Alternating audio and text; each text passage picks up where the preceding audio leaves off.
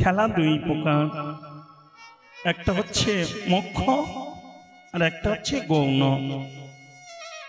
একটা হচ্ছে বহির্জগৎ, একটা হচ্ছে অন্তর্জগৎ। ভজন সাধনটা বহির্জগতের বস্তু না।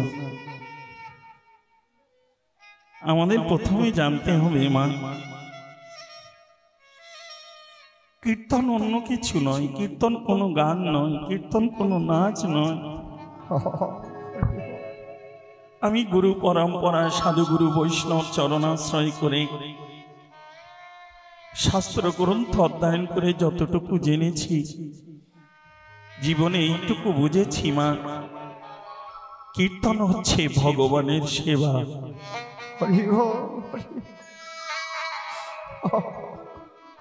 এর উপরে আর সেবা নেই মা, কিছুই লাগবে না। নাম করতে থাকো, নাম করতে করতে যেদিন নিজেকে নামিয়ে ফেলতে পারবে।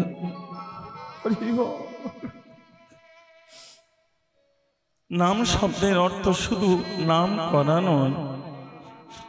শাস্ত্রে বলছেন অনাদি কাল ধরি যদি করো হরি নাম সংকীর্তন, তথাপি না পাইবে কভু ব্রজের ব্রজেন্দ্র নন্দন। অনাদি কাল ধরে নাম করেও তার নাম হবে না, পাওয়া সম্ভব না। তবে প্রভু আমরা কি পাবো না?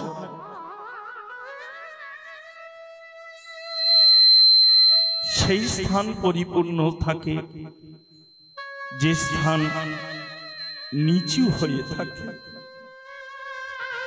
বর্ষণ সব জায়গায় হয়, মানে বর্ষা বর্ষণ সর্বত্র হয়, কিন্তু জল এসে থাকে নিচু জায়গায়। ঠিক তেমনি মা, নাম করো কিন্তু অহংকার বশত নয়, অভিমানে নয়, আভিজাত্যে নয়। নাম করতে করতে নিজেকে নামাতে শেখো। ওই জন্য শাস্ত্রে আছে আগে নাম না, আগে নাম। মহারাজ পরীক্ষিত যদি মনি ঋষির চরণে না নামাতে পারতেন নিজেকে, রাজ ঐশ্বর্য সমস্ত কিছু ত্যাগ করে পুত্রে জন্মেঞ্জয়ের উপরে ভার দিয়ে যদি নিজে গিয়ে না নামতে পারতেন, তাহলে শ্রবণং বোধা হরি বলতেও লাগবে না। শুনতে শুনতে কখনোই তোমার দেহটা উপাসনার হয়ে উঠবে, তুমি নিজেও জানবে। আর এই উপাসনার দেহ দিয়েই গোবিন্দ সেবার উপযোগী হয় মা।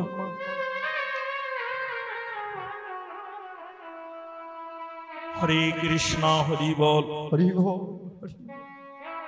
নাম করলেও কি আর নাম শুনলেও কি, জীবনে যদি নামতে না পারো তাহলে কোনো বস্তু লাভ করতে পারবে না। গ্রাম্য ভাষায় লোকাচারে আমরা বলি না, যে হয়েছে নিচু সে পেয়েছে কিছু না কিছু। বিশ্বকবি রবীন্দ্রনাথ লিখেছিলেন, আমার মাথা নোয়ায় দাও প্রভু তোমার চরণ তলে। যে এই বিশ্বকে নিয়ে খেলা করছে সেই তো তুমি। জাগতিক জগতে কটা গ্রন্থ পুস্তক লিখে আমি বিশ্বকবি হতে পারি, কিন্তু তোমার চরণ মেনে যে আমার গতি। লক্ষ্য করো মা, নিজের ভিতরে যতদিন দীনতা না আসবে ততদিন জানবে আমার হলো না। নিজেকে যত না নামাতে পারবে,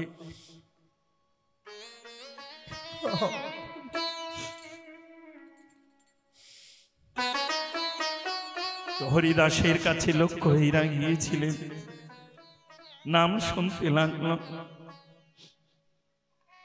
শুনতে শুনতে সকল ঐশ্বর্য রত্ন ভাণ্ড যা ছিল তার অঙ্গে সব বিসর্জন দিয়ে তিনি শেষ সময় নেমে পড়লেন। বৈষ্ণব ঠাকুরে কি শোনাইলে, শ্রবণ দ্বার দিয়া মরমে পশিল গিয়া আকুল করিল সব অঙ্গ। কি শোনালে? লক্ষ্য করো মা, নাম প্রেমের বস্তু, কামের বস্তু নয়। প্রেমের ঘরে না গেলে নামকে যে আপন করে ধরা যায় না। খুব ভজন কথা মা, এসব কথা সবার পক্ষে আস্বাদন হবে না, রাগ করো না। কামের ঘরে শিব গিয়েছিলেন রাসে, দর্শন হয়নি, কিন্তু প্রেমের ঘরে মহা দুর্গা ইনি যোগমায়া, তিনি দাঁড়িয়ে হয়ে দাঁড়িয়ে আছেন। কামের ঘরে গিয়েছিলেন লক্ষ্য হীরা, পাইনি। যেদিন কামের ঘর থেকে নামতে নামতে প্রেমের ঘরে নেমেছিলে, সেই দিন হরিদাস সম্বন্ধ করে বলল, মা এবার তোমার সময় হয়েছে। ওই গঙ্গা থেকে স্নান করে এসো, আমি আমার যত কিছু উপার্জন বস্তু সব তোমার কর্ণকুহরে দান করে এই আশ্রমের ভার দিয়ে আমি চলে যাব। লক্ষ্য করো মা, রাধে রাধে হরে কৃষ্ণ। সেই নাম নিয়ে মহাপ্রভু এসেছেন কলির কামন্ধ জ্ঞানন্দ অত্যাচারী ব্যাধিচারী জীবের দ্বারে। তবে শাস্ত্র গ্রন্থ অধ্যয়ন করলে সর্বযুগেই নাম থাকে, নাম আছে। নামবিহীন কিছু নেই মা, নাম আছে। রাধে রাধে, আস্তে আস্তে আস্তে আস্তে ছোট করে। সর্বসময় সর্বযুগে সর্বত্র নাম আছে, কিন্তু নামটাই জগতে আমাদের। এই কলির জীব সহজে নামতে পারবে না, নাম করবে কিন্তু নামা। ওই জন্য কলিযুগে ঘরে ঘরে হরি নাম সংকীর্তন হবে। আচার বিধি নিষ্ঠা না জানিয়া রঙ্গ রসে মাতি যাইয়া, নাচিয়া কুদিয়া সব রসতলে যাবে। হরে কৃষ্ণ হরি বল। নামা জগতে সম্ভব নয় মা। ওই জন্য কলিযুগের জন্য 81 কুণ্ড নরক রেখে গেলেন। নাচিয়া কুদিয়া সব রসতলে যাবে। মহাপ্রভু এসেছেন, কিন্তু সবাই ভক্তির দ্বার তো খুলতে পারে। বাইরের দরজাটা খুলে দেওয়া সোজা মা, কিন্তু হৃদয়ের দরজা, ভক্তি প্রেমের দরজা ভগবানের জন্য খোলা এত সোজা নয় গো। সাধুগুরু বৈষ্ণব কৃপা, জনম জনম ভজনের কর্মফল না হলে, ওই জন্য শাস্ত্রে আছে এক জনমে কৃষ্ণ ভজন হয় না, আবার এক জনমেও হয়ে যায় যদি সাধুগুরু বৈষ্ণব পদধূলি দিয়ে তার কৃপা করে যায়।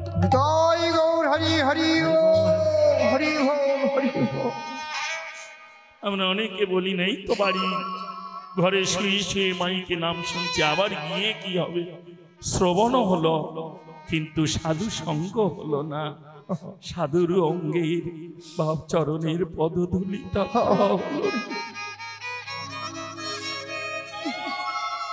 ওই জন্য হরে কৃষ্ণ হরি বল। মহাপ্রভু যাচ্ছেন, সবাই তো আর দ্বার খুলছেন না, তবে যারাই দ্বার খুলেছে তারাই এই খেলা রসেই ডুবেছে। কোন খেলা? যে খেলার মুহূর্তে দূর হয়ে যায় তেতাব জ্বালা, যে খেলার মুহূর্তেই বন্ধ হয়ে যায় তার জন্ম মৃত্যুর খেলা। যে খেলা খেলতে খেলতে একদিন তার বন্ধ হয় আসা যাওয়ার খেলা, সেই খেলার সন্ধানে দিতে মহাপ্রভু পারিষদ নিয়ে জীবের দ্বারে দ্বারে অগ খেলায়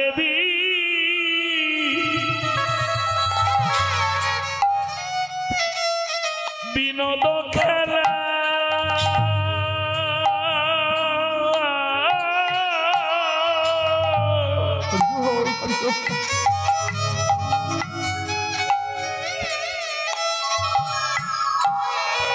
প্রভু আমার প্রেমেতে গণ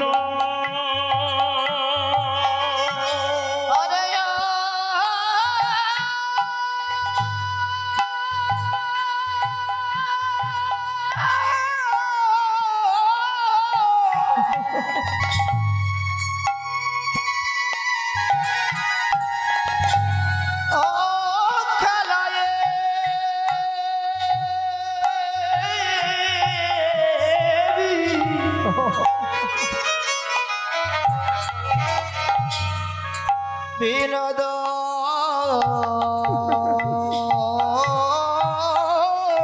খেলা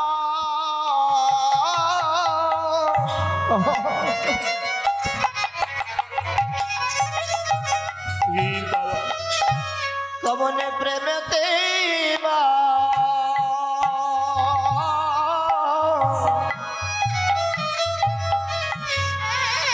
মগ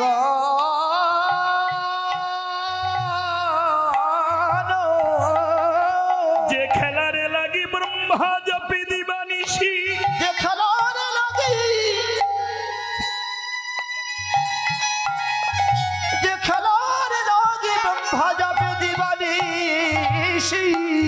খেলার লাগি শিব হলেন শ্মশানে বাছি, করুণার নিধি হয়ে এলেন ধরাধামী। এই কলিজীবের উদ্ধারের জন্য কাঙালের প্রতিটি পাগল অবতারী আপনি খেলে জগতেকে খেলাবে বলে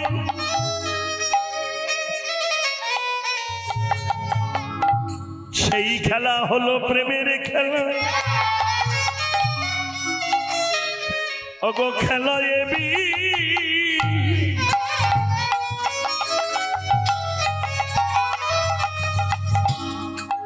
বিনোদ খেলা।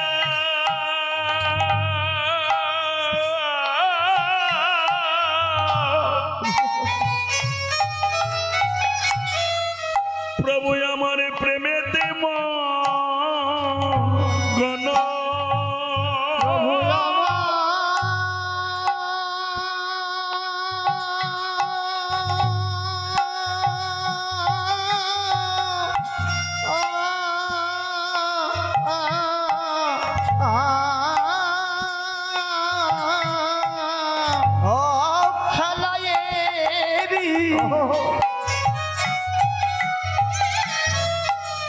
বিনোদ খেলা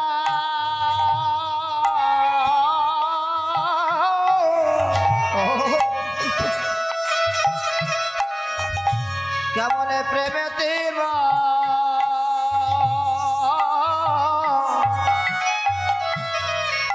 মগ। হরে কৃষ্ণ। যদিও পরম বৈষ্ণবী আমার মা আছেন, বাবাও এসেছেন, গুরুজনদের সম্মুখে কীর্তন করা বড় আইনা মা, অন্তরে তো একটা ভয় থাকে, আবার আনন্দ হয়। গুরুজনের কাছ থেকে শিখে গুরুজনের কাছে যদি হরিকথা হয় বড় আনন্দের হয়।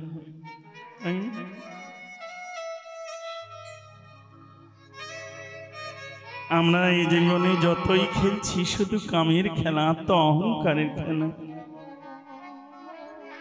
যে মানুষটি আজ আমাদের কাছে নেই,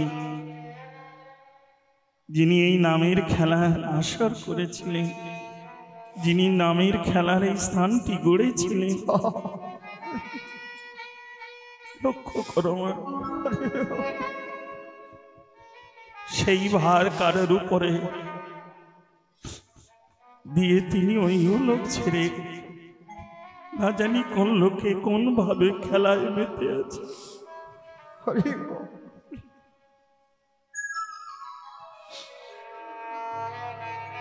তবে জীবনের সব থেকে আনন্দময় খেলা হলো প্রেমের খেলা। আর যত খেলা আছে সকল খেলায় পাবে জ্বালা। প্রেমের খেলা ছাড়া জীবনে আনন্দ আসে। এবার প্রেম কি? ব্রহ্ম হতে নিম্নগামী তারে বলি কাম, গুরুচরণ আশ্রয় করে ভজন ঘরে বাধা দিলে ঊর্ধ্বগামী হলে পরে তবে ধরে প্রেমময় রাধা কৃষ্ণ নাম। যতক্ষণ আমার নিম্ন গতি হবে ততক্ষণ এই নামের খেলায় পূর্ণাঙ্গ আনন্দ লাভ হবে না। বলতে পারো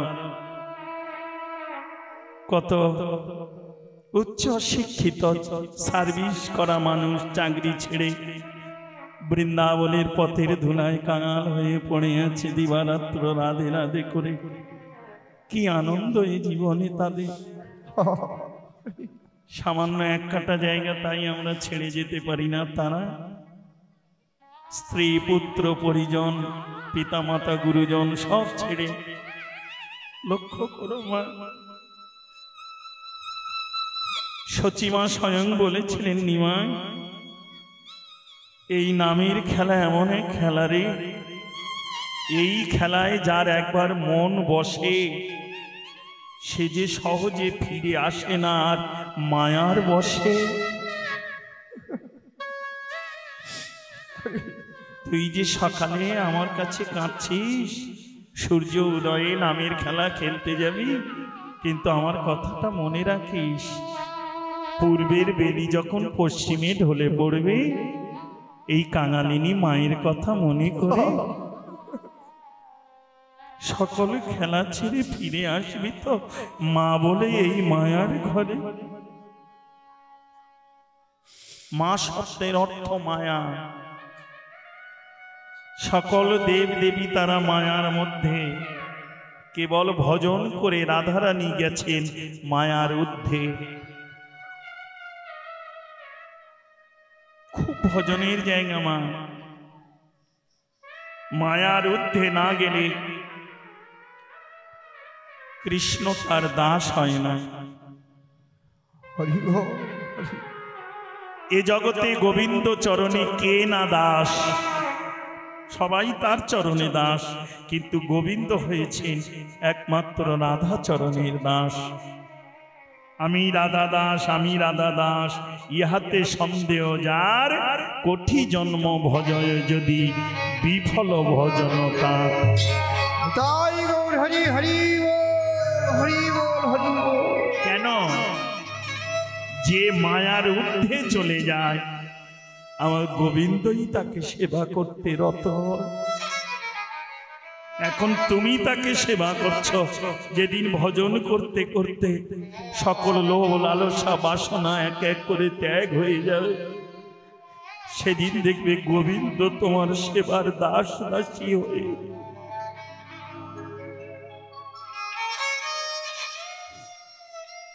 মিলিয়ে নাও মা জীবনে, দেখো লক্ষ্য করে কোন তীর্থধাম দর্শনে গেলে দেখবে পাহাড় পর্বতে কোথায় না কে পড়ে আছে। কেউ বদনে রাধে রাধে, কেউ করুণার নিধি গৌর হরি, কেউ কৃষ্ণ নাম নিয়ে। কে তাদের সেবা করে, কে তাদের দেখে, জানবে কেউ যার নেই। সে যদি সবকিছু ত্যাগ করতে পারে অর্থাৎ মায়ার অষ্টপাশকে যদি ছিন্ন করে যেতে পারে, আমার গোবিন্দই তার দাস হয়ে সর্বক্ষণ রক্ষা করে। হরি বল, হরি বল। তবে কি জানো, আমাদের তো সেই নয়ন নেই যে সাক্ষাৎ দর্শন পাবো। কেউ এসে কৃপা করে গেল, কিন্তু মনুষ্য জ্ঞানে তাকে ভেবে নিলাম, কারণ আমাদের তো মনুষ্য জ্ঞানীর নয়ন, তাই তাকে মনুষ্য বলে মনে হলো। কিন্তু যদি হতো সেই প্রেম ভক্তির নয়ন, হরি বল, হরি বল। তাহলে ওই মনুষ্যের মধ্যে আমি হয়তো দেখতে পেতাম আমার সেই ভজনের ধন গোবিন্দ লুকিয়ে আছে। নিতাই গৌর হরি, হরি বল, হরি বল, হরি বল। যেমন দেখেছিলেন বিল্লমঙ্গল। হরে কৃষ্ণ, হরি বল।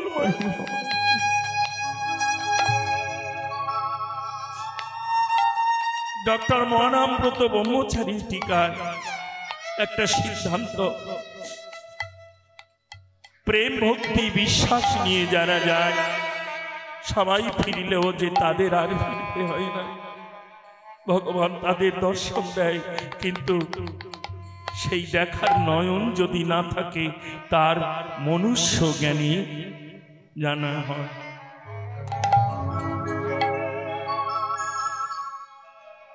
অনেকে বলে না, ওই মানুষটা বৃন্দাবনে বিপদে পড়েছিলাম, আমায় উপকার করেছে, ওই মানুষটাই আমায় বাঁচিয়ে দিয়েছে, ফিরিয়ে দিয়েছে। জানবে সে মানুষ না, গোবিন্দ ওই রূপে এসেছিল তোমার কাছে। তাহলে তুমি দেখতে পেলে না, কারণ নয়নের দোষ কারো নয়, কারণ এই নয়ন সর্বদাই মনুষ্য জ্ঞানে বিচার করে, তাই তো তুমি মনুষ্য রূপে তারে দেখেছ।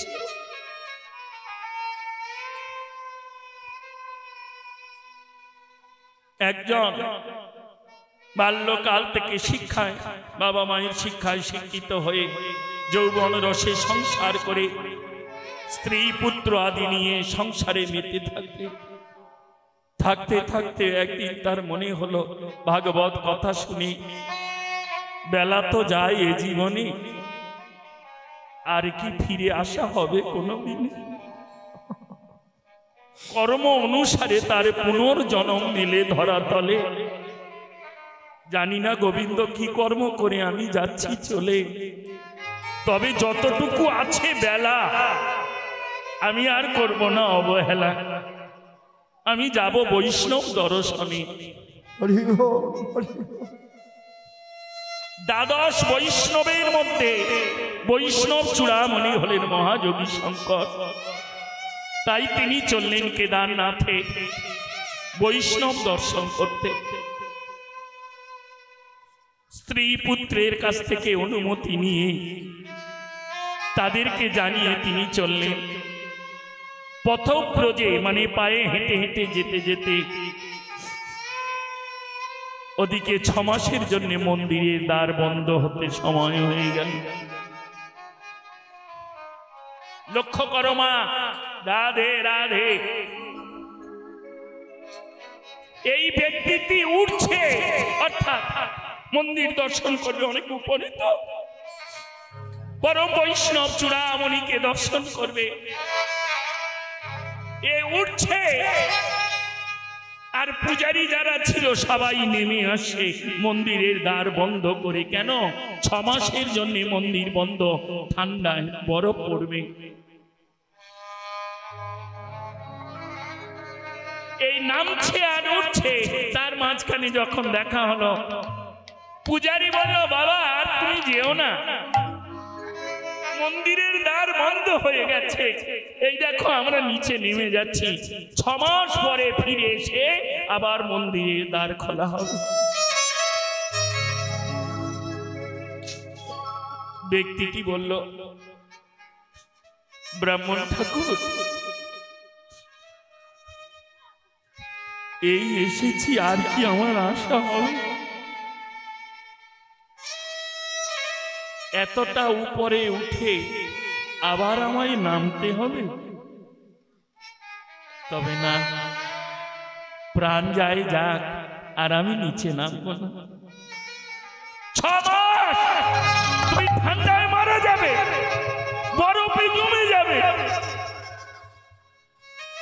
বাঁচবে কি করে? কেউ নেই, জনশূন্য এলাকা, কে তোমায় দেখবে, কে আহার দেবে, তা তো আমি জানি না।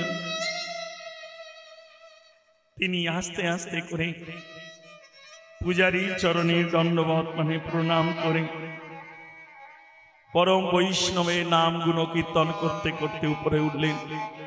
আর পূজারী ভাবলেন 6 মাসে কি আর বাঁচবে? এরা সব নেমে চলেন, মন্দিরে গেলেন, দ্বার বন্ধ, কিন্তু ওই দ্বার দরজা যেটা আছে বন্ধ, তার ফাঁক থেকে একটুখানি মন্দিরের ভিতরে যে প্রদীপটা জ্বালিয়ে রেখে আসে, সেই প্রদীপের আলোটা দর্শন হচ্ছে। এ মনে মনে ভাবছে, এই তো বৈষ্ণবের পূর্ণ জ্যোতি, এই তো আমার ভজনের ধন। তবে কি তুমি আসবে না? মন্দিরের দ্বারে বসে বৈষ্ণবকে স্মরণ করছে।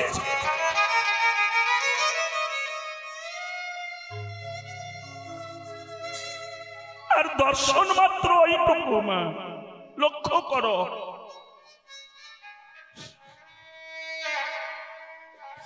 ওইটুকু দর্শন, ওই প্রদীপের শিখা এটা জ্বলছে।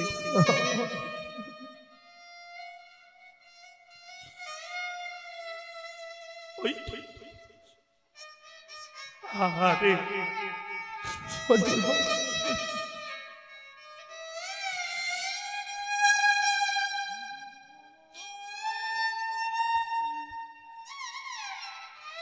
মন্দিরের দ্বারে বসে বসে ওই প্রদীপের জ্যোতি বা শিখা বা আলোটা দর্শন করছেন আর যাচ্ছে। শুনেছি ভাগবতে, বৈষ্ণবের কিনা কৃপা বিনে কোনদিন গোবিন্দ ধন মিলে না।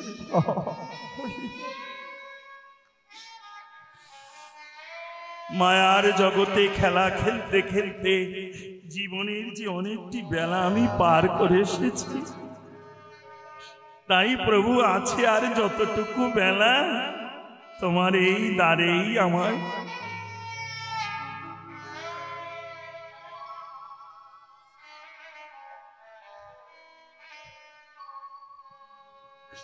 আমি কাঙাল বলে আমার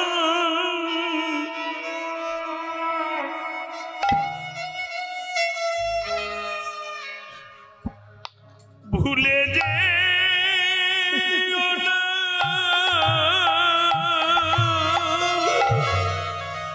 আমি কাঙাল বলে আমায় ভুলে যে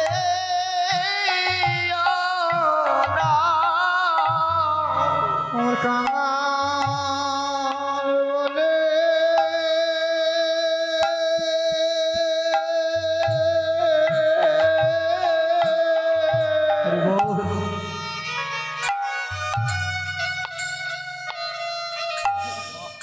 বলে ভুলে যে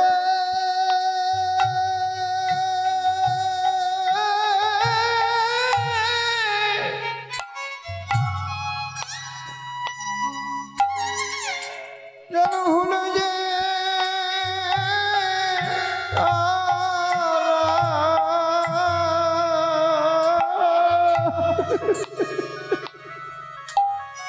আমি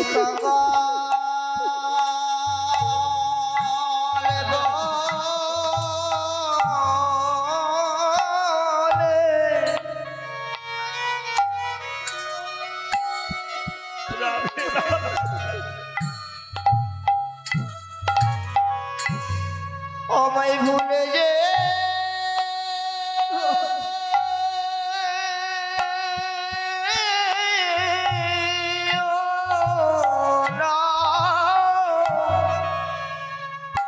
আমি তোমার দাদি বল তোমার দ্বারে আছি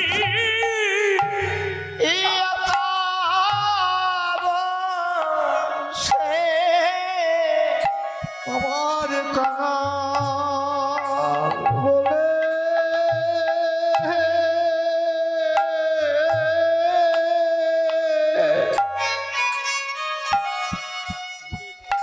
ভুলে যে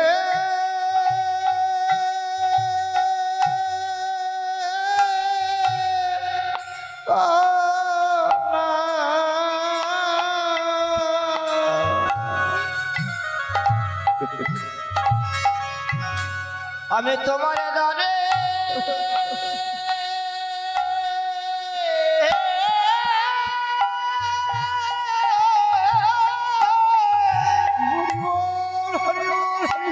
একা আছি বসে তোমার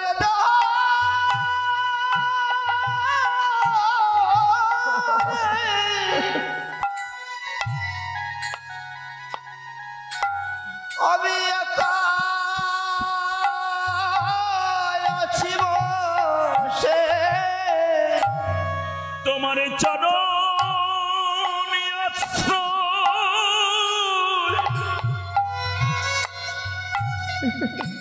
প্রভু পাব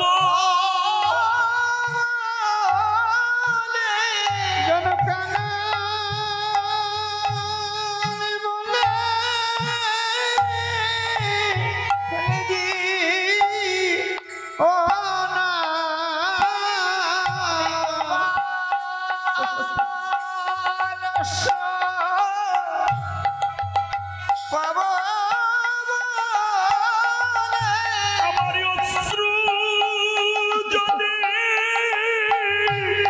তোমার আমি কাঙা বলে আছি বসে আমি অশ্রু জলে বহু ভাষায় আমি কাঙাল হয়ে আছি বসে আমার নয়ন এই জলে সেবা ভাষায় আমি কাঙাল হয়ে আছি বসে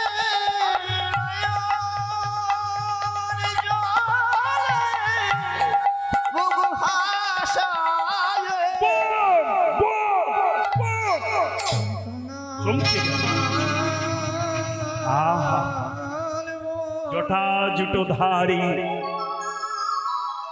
এক পরম বৈষ্ণব সাধু তিনি ওইখানে এই বেটা সবাই নেমে চলে গেল তুই এখানে তুই কি জানিস না 6 মাস মন্দিরের দ্বার খোলে না তুই নেমে গেলি না কেন মারা যাবি যে ছেলেটি মানে এই ভক্তটি কেঁদে কেঁদে বলল প্রভু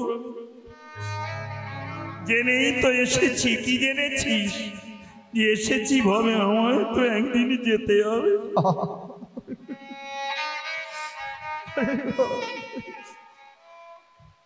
যেটুকু আছে বেলা আর না করে অবহেলা যদি যেতেই হয় ওই বৈষ্ণবের দর্শন করেই আমার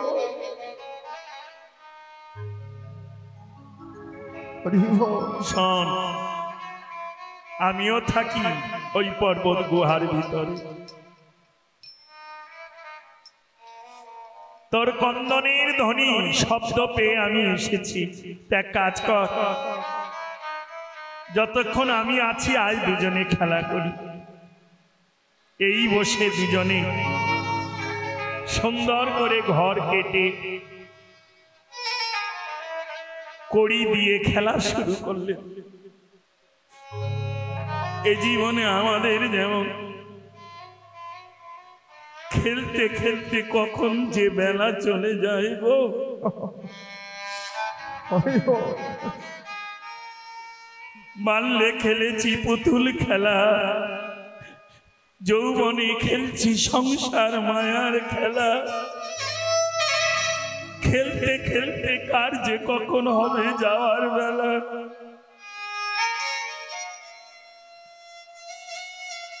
তেমনি ওই সানু আর ভক্তটি বসে খেলা খেলতে লাগলো। খেলতে খেলতে এক নিশীতেই 6টি মাস পার হয়ে গেল। সূর্য উদয় হচ্ছে পূর্ব গগনে। হরি বল। হরি বল হরি বল। ছেলেটি বলল, সাধু বাবা দেখছ সূর্য উদয় হচ্ছে? বলল হ্যাঁ হ্যাঁ। তাহলে আমি আমার বাহ্যিক ক্রিয়া সেরে আসি, তুই এখানে বস। আর শোন, আমি না আসা পর্যন্ত তুই কিন্তু এই কড়ি চাল দিবি না। আর আমি যে চালটা তোকে দিয়ে গেলাম, এই কড়িটা এই ঘর থেকে নিয়ে আমার কাছে রেখে দিলাম। এই দেখ আমি হাতে ধরে রেখলাম, আমি না আসা পর্যন্ত এই খেলা যেন শুরু না। সাধু বাবা স্নান আদি বাহ্যিক ক্রিয়া করতে চলে গেল, এ বসেই রইল। এমন সময় যায় পূজারীগণ ভক্তরা যারা নিচে নেমেছিলেন তারা আস্তে আস্তে ওপরে উঠছে। ওপরে উঠে দেখে যে ভক্ত 6 মাস আগে দেখা হয়েছিল সেই বসে আছে মন্দিরের দ্বারে। পূজারী জিজ্ঞাসা করে, তুমি বেঁচে আছো এখনো? ভক্ত জিজ্ঞাসা করে, পূজারী তুমি বলে গেলে 6 মাস পরে মন্দিরের দ্বার খোলে, কাল গিয়ে আজ তুমি ফিরে এলে।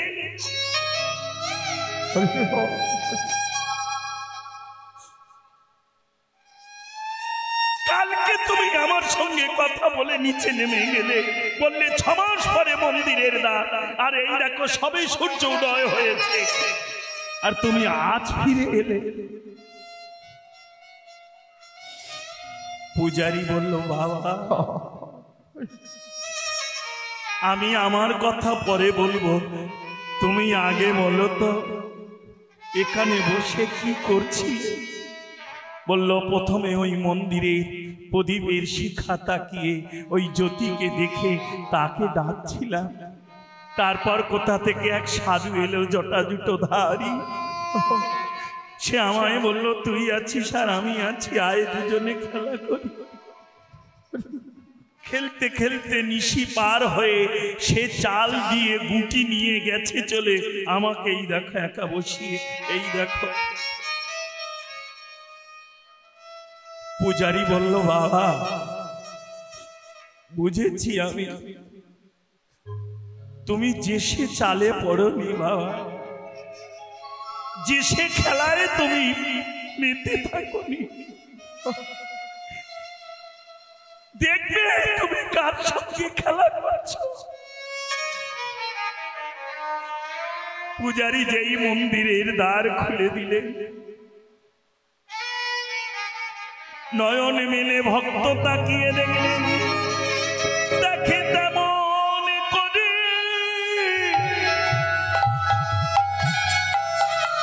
গুটি ধরে আছে, দেখে কেমন করে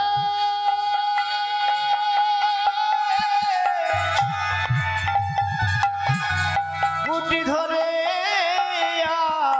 আছে, কত কেমন করে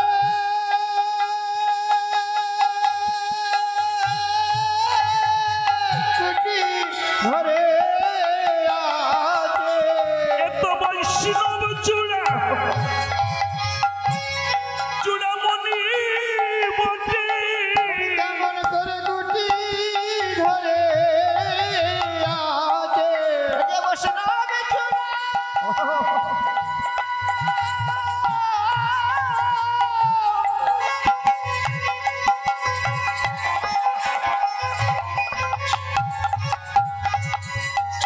চূড়ামণি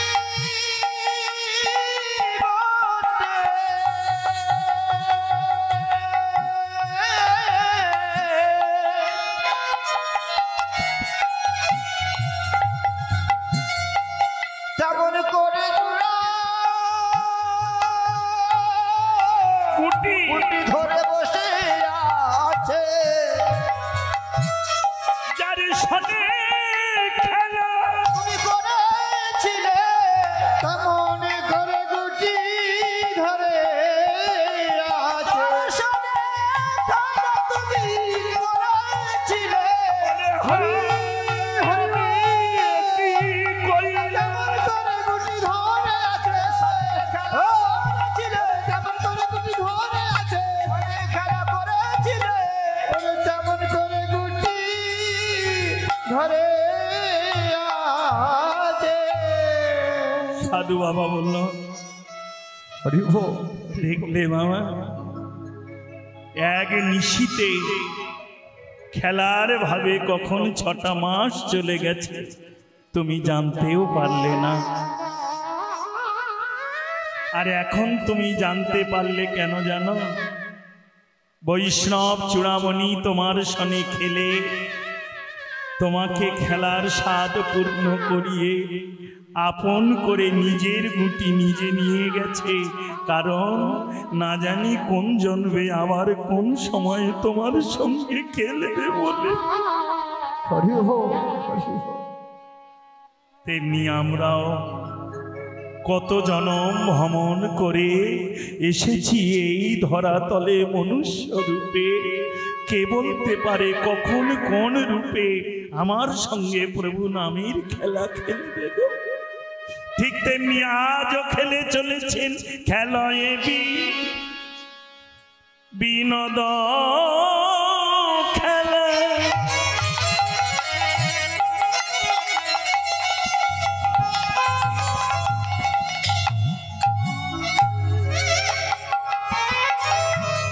প্রেমেতে মগন খেলায় বিনোদ খেলা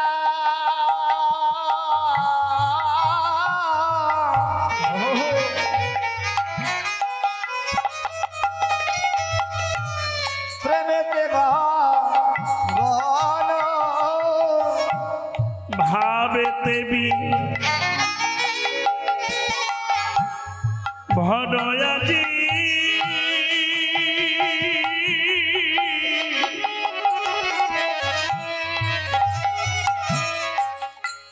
সহচর ভাবেতে বরণাদি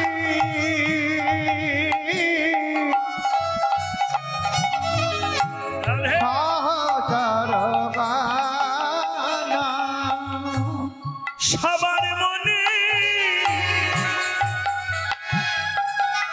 ভাব জেগেছে, তাদের সবার মনে ভাব জেগেছে ব্রজে খেলে সাপ সাদের মেঠে নাই রে সারি সবার মনে ভাব জেগেছে বোঝে খেলে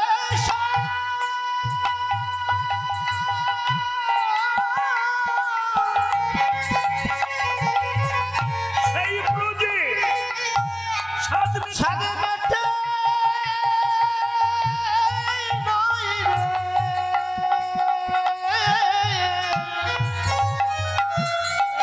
সবার মনে ভাব জেগেছে তার নাম রসে সবার মনে ভাব জেগেছে সবার মধ্যে ভাব জেগেছে ওই নদী আর পরে একবার প্রেমানন্দে হরি বলে সবার মধ্যে ভাব জেগেছে সবার মধ্যে ভাব জেগেছে সবার মনে ভাব জেগেছে ভাবে ভরা আদি সহচর বল ভাবেতে বিহার আজি সহচর গণ। হরে কৃষ্ণ। সিদ্ধান্তটা সাধন করলেন, যারা খেলেছে সেই খেলা তাদের হয়েছে আশা এই নামের খেলা। এই জন্য শাস্ত্রে বলে মা, পূর্বে ছিল আশা তাই হয়েছে আশা, এবার এসে যদি কোনো ভক্তের অন্তরে জাগে সেই খেলার আশা। আমরা অনেকে ভাবছি আজ আমি নাম শুনতে এসেছি, আজ আমি নাম করতে এসেছি। না গো, এমনি করে কতজন রাধে রাধে হরে কৃষ্ণ হরি বল মা, হরি বল রাধে রাধে। আহা, কিন্তু যতই আমরা খেলি না কেন কড়ি তার হাতে ধরা আছে। যেমন চাল দিয়ে আমাদের খেলাবে, আমরা এই নাম রসেই খেলতে থাকবো। তবে নাম রসে খেলতে খেলতে যেদিন পূর্ণাঙ্গ খেলায় বিভোর হয়ে যাব, সেই দিন গোবিন্দ খেলা ছেড়ে সেই ভক্তকে আপন করে নিজের কাছে। হরি বল হরি।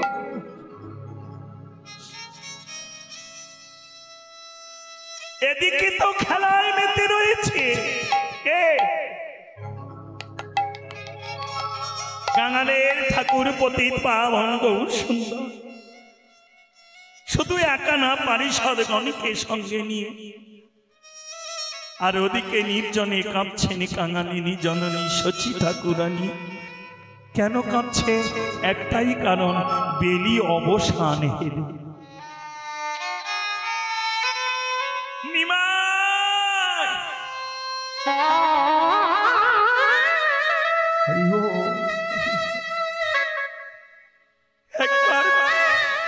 একবার গগন পানি তাকিয়ে দেখ না বাবা,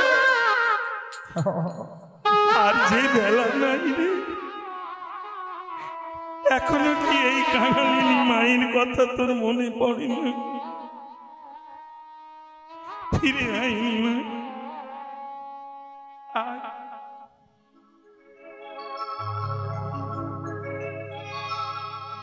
পতি পাবন গৌর সুন্দর নামের খেলায় বিভোর ছিলেন। এবার মায়ের যে বাৎসল্য প্রেমের খেলা অন্তরে জেগে উঠছে, বারবার তিনি আস্বাদন করছে। কে কাঁদে? কে কাঁদে আমার চরণ পাওয়ার জন্য? কে কাঁদে আমার সেবা করার জন্য? কে কাঁদে আমাকে আপন করে স্নেহ মমতা দিয়ে? কে সে? আস্বাদন করে দেখলেন এই নবদ্বীপে কাঁদছেন একমাত্র মা শচী রানী কাঙালিনী। তিনি সর্বহারা জননী, একমাত্র নিমাই যার জীবনের সম্বল। সেই মায়ের কন্দন ধ্বনি নিমাইয়ের অন্তরে যখন জেগে গেল, তখন তিনি আর খেলায় স্থির থাকতে পারলেন না। অবিরামের পানে তাকালো। অবিরাম হলেন ব্রজের শ্রীরাম দাদা। অবিরাম পানে তাকিয়ে বলো, অবিরাম। আর নয়, ওই দেখো দিবায়াব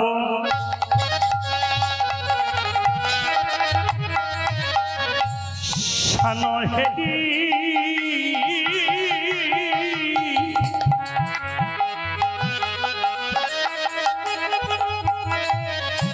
অভিরামে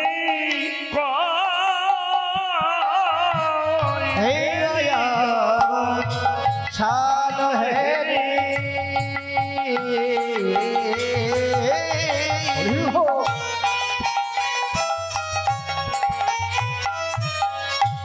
এই অভিরামে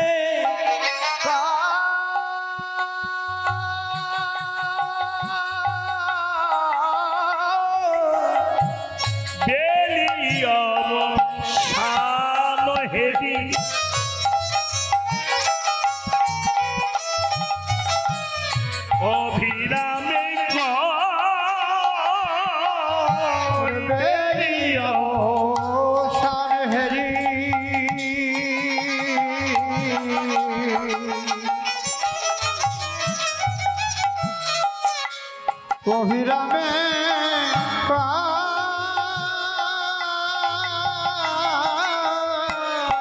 চলো সবে ঘরে যা মাতারা কি চলো সবে ঘর যায় মাতারা কি আর চলো সবে ঘর যায় মাতারা কি বেলিয়া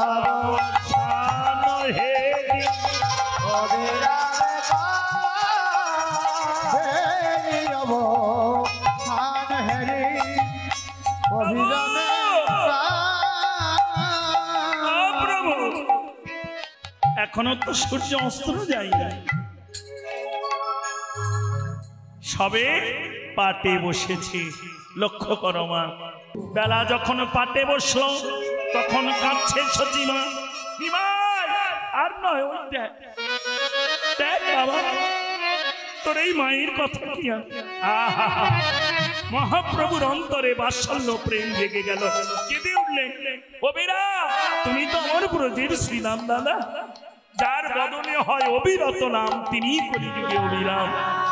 অবিরাম আর নয়, তুমি এবার সব একত্র করে হরিনামের খেলা সাঙ্গ করে চলো ঘরে যাও। ও প্রভু, এত পারিষদ থাকতে তুমি আমার উপরে এই ভার দিলে?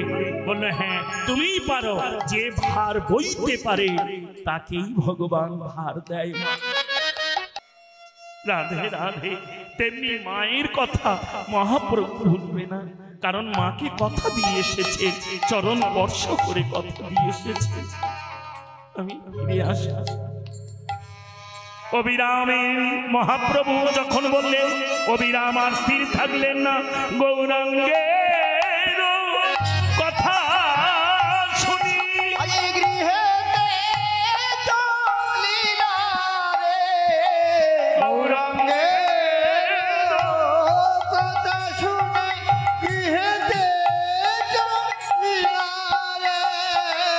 জননী চরণে আসি প্রণাম।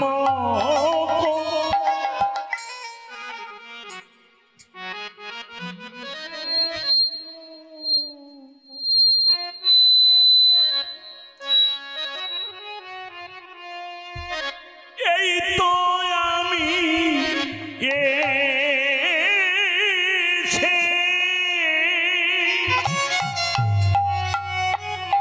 এসেছি মা,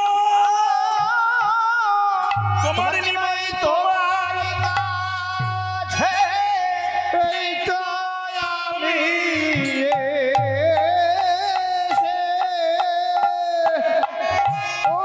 এসেছি মা তোমার কাছে। এই তো আমি